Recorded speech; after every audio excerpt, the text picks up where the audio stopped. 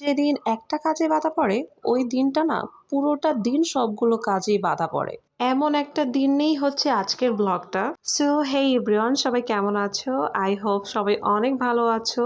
তো সেই দিনটাতে প্রায় একটা ঘন্টা ধরে সাজুগুজু করে রেডি টেডি হয়ে তারপরে বের হব একটা বার্থডেতে যাব এর জন্য। বাট যখনই সাজুগুজু শেষ করে বের হব তখনই এত বৃষ্টি নামলো যা বলার বাইরে। জাস্ট আমার রেডি হওয়া শেষ হয়েছে 6টা 6:30টার দিকে।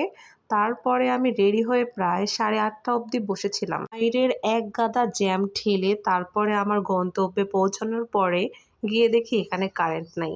মানে ওই দিনটা পুরো কেটেছেই আমার পুরোটা বাধা দিয়েই।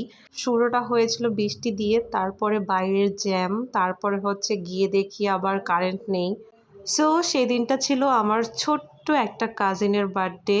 ও জাস্ট কেকগুলো দেখে বারবার নিজে নিজেই বলছিল যে টু ইউ মানে হ্যাপি বার্থডে টু ইউ, নিজেরটা নিজেই বলছিল। মানে এতটা ছোট আর এতটা খুশি ছিল ও। আর বিশেষ করে বাচ্চারা না কেক দেখলে প্রচণ্ড খুশি হয়ে যায়।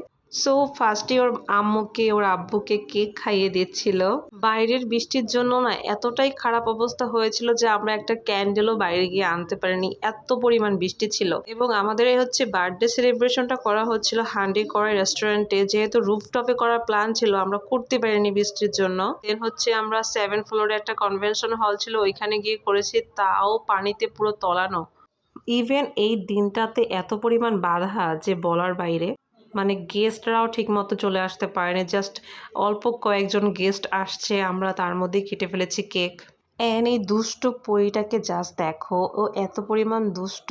ও হচ্ছে বেলুন ছাড়া ওখান থেকে আসবেই না।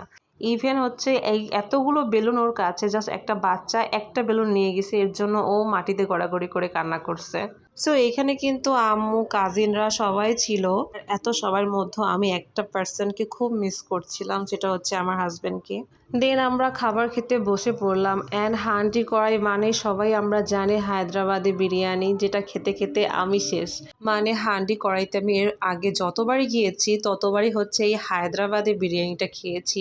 অ্যান্ড তোমরা কিন্তু অলরেডি আমার এবং আমার কাজিনের এই সুন্দর ভিডিওটা দেখে ফেলেছো।